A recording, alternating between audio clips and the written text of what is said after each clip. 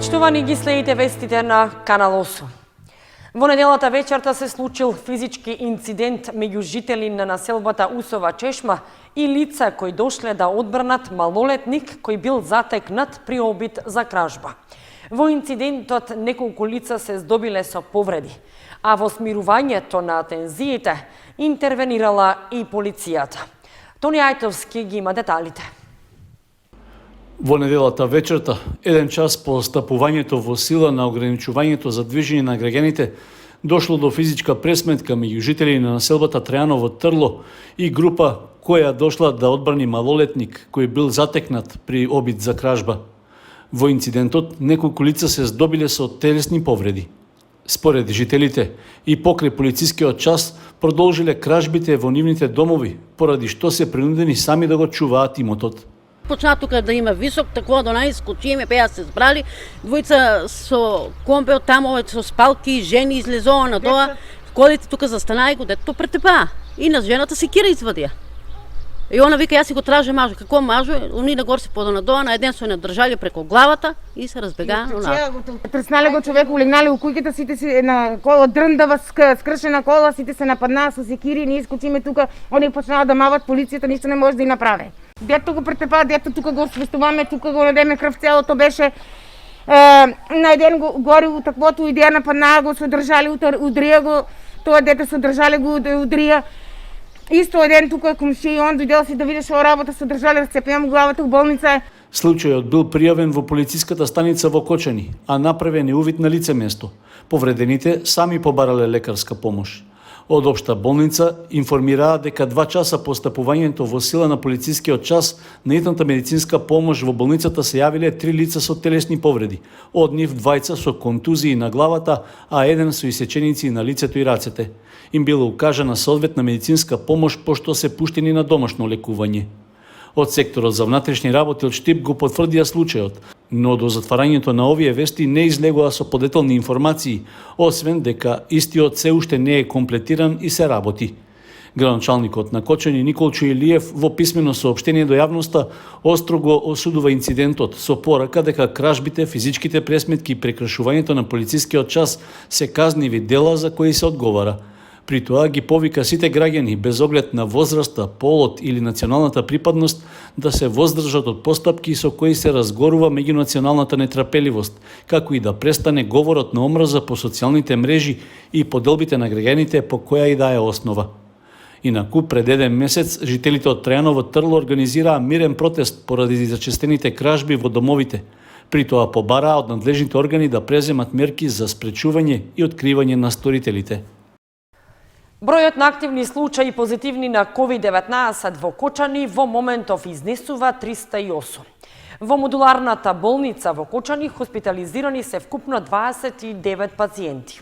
Од почетокот на вакцинацијата во вакциналниот пункт во Кочанската болница вакцинирани се вкупно 340 граѓани постари од 77 години. Иако има благо намалување на бројот на хоспитализирани и ново заразени пациенти со COVID-19 на дневна основа во Кочани, сепак состојбата и понатаму е многу сериозна и остануваме предпазливи, истакна за Канал 8 директорот на Општа болница со проширена дејност Кочани Александар Серафимов. Тој информираше дека во моментов во модуларната болница во Кочани се хоспитализирани 29 пациенти, од кои 2 се со полесна клиничка слика и се сместени во оделот за физикална терапија, што е пренаменето во COVID. Од нив 15 се на кислородна подршка. Слободни кревети има во модуларната болница, но и во физикална и на интензивна нега, додава Серафимов. Вакцинирањето тече нормално без никакви проблеми.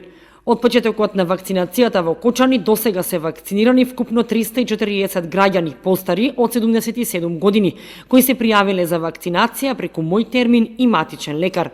Општа болница во Кочани вакцините ги добива сукцесивно и сите што се пријавиле ќе бидат вакцинирани, вели Серафимов. Од досега вакцинираните нема граѓани кои пријавиле потешки нуспојави или компликации по примена вакцина. Минатата недела во салата Борис Трајковски во Скопје се вакцинираа здравствените работници, припадниците на МВР и наставничките од прво до трето оделение, како и негователките и воспитувачките во градинките. А вакцини добија и новинарите и медиумските работници преку Сдруженијето на новинари, кои што се на првата борбена линија уште од почеток на кризата. Вакцинирани се околу 600 новинари и медиумски работници. За 3 дена во Кочани се регистрирани 58 ново заболени пациенти и 3 починати. И Институтот за јавно здравје регистрира 32 оздравени пациенти. Бројот на активни случаи позитивни на COVID-19 во Кочани во моментов изнесува 308. 80 на граѓани од Кочани се пријавиле на јавниот повик што го објави локалната самоуправа за доделување субвенции за купување нов велосипед.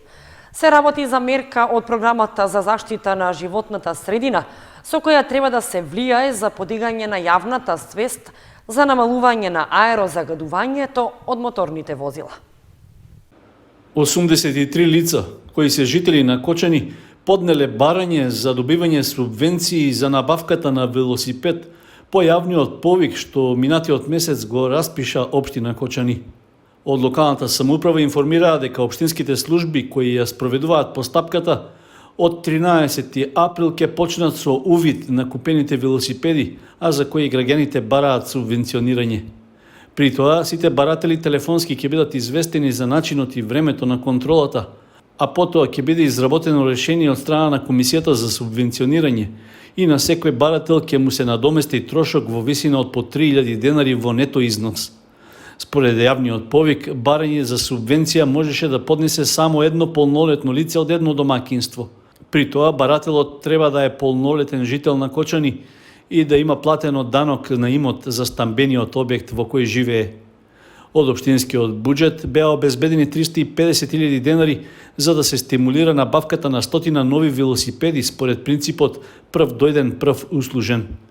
Субвенционирањето на набавката заедно со поддршката за купување инвертер, климатизери или печки на пелети е една од мерките од општинската програма за заштита на животната средина во текот на оваа година. Целта е да се подигне јавната свест за намалување на аерозагадувањето, односно да се поттикне поеколошки превоз како замена за користењето автомобили и други моторни возила. Општина Виница во соработка со јавното предпријатие Солидарност продолжува со обележување на пешачките премини во градот. Се работи и на поставување на 2 детски игралишта во селата Драгобраште и Пеклани. Пред известно време започна, а деновиве продолжи пролетното освежување и обележување на пешачките премини во општината Виница. Имено станува збор за склучен договор помеѓу општина Виница и јавното предпријатие Солидарност за обележување на 33 пешачки премини во градот. Се работи на пешачките премини на улиците Браќа Миладинови, Партизанска, булеварот Маршал Тито, како и пешачките премини околу основните училишта Гоце Делчев и Славчо Стојменски. Паралелно се работи и на поставување на детски игралишта во 2 села. Покрај пешачките премини што ги обележуваме во договор со општината, ние моментално работиме и на поставување на 2 детски игралишта во село Драгобраште и во село Пеклани. Исто така ги спремаме зелените површини за садување цвеќе, они што не се засадени, досадуваме таму кај што фали. А работиме моментално и на активности за приклучување на село Лески на градскиот водовод, бидејќи главниот цевковод е поставен, таму правиме повеќе административни работи, се спремаме. Во меѓувреме ги вршиме сите редовни активности. Собирање ѓубре, испорака на вода, изнесување на отпадни води и така натаму.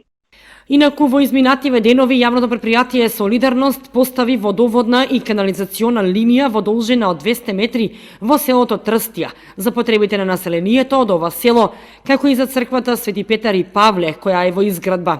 Целата активност беше направена во соработка со местното население.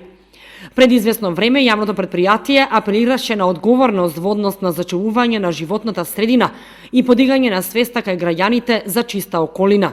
Со затворањето на угостителските објекти, градскиот парк е единственото собиралиште на виничани од 7 до 77 години. Во истиот има поставено вкупно 34 канти за отпадоци и вкупно 7 контејнери на сите влезови, а секојдневната слика е разочарувачка. 15 канти преполни и потрупани со ѓубре, додека останатите 20 празни. Контејнерите на влезовите исто така празни. Цвеќето засадено изминатата недела 90% изгазено и уништено. Градскиот парк го одржуваат 4 вработени од оделението паркови и зеленило и се чисти секој ден. Залудно е 4 да чистат, а 1000 да расфрлуваат и да се однесуваат неодговорно, стои во апелот од предпријатието. Јавното предпријатие Солидарност и понатаму ќе продолжи со пролетното уредување и чистење на зелените површини, засадување цвеќе, освежување на постојните жардиниери, чистење на речните корита.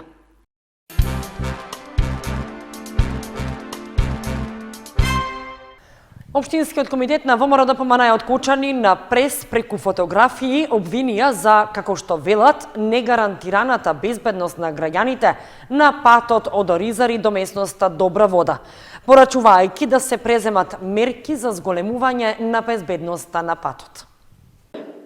Советниците во владата на Зоран Заев државата ги плаќа 37.000 евра годишно за пиар. Пиар во кој добиваме лажна слика за лажни херои. Таа пракса ја применува како основна матрица и заштитен знак на СДС и нашиот Никол Челиев. Најдобар пример за тоа е пуштањето во употреба на патот Оризари, местност викана Добра вода.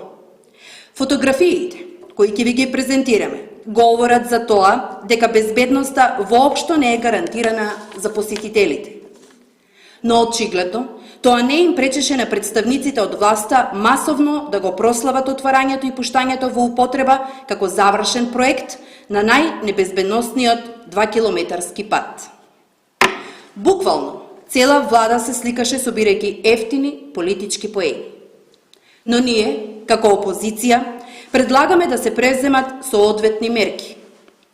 Поставување банкини, поставување заштитна мрежа на одроните на патот, поставување осветлување, поставување сообраќајни знаци, тоест сообраќајна сигнализација на овој 2-километарски пат. Нашите предлози и препораки може да ги разберете како критика, но пред се како добронамерен став за општото добро на сите граѓани.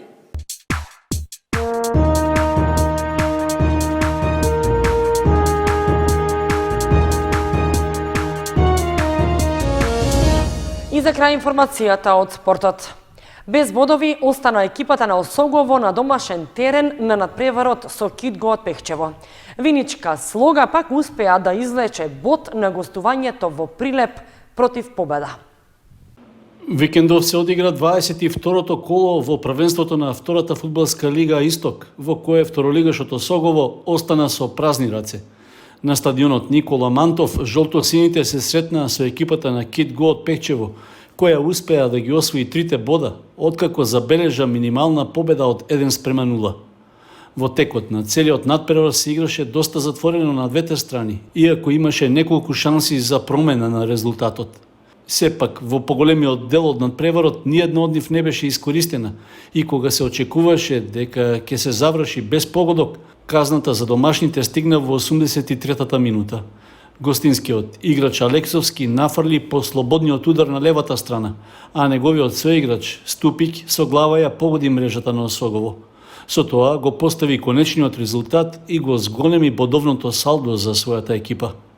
Жолтосините остануваат на 5-та позиција на табелата со досега освоените 29 бода. Во следното коло ќе гостуваат во Кавадарци против второпласираниот Тиквеш. Во 22-то коло Слога 1934 гостуваше на победа во Прилеп и успеа да освои бод, откако средбата заврши без голови. Со тоа виничани остануваат на 7-та позиција со 23 бода. Во следното коло на домашен терен ќе имаат релативно лесна задача против предпоследната Плачковица од Радовиш.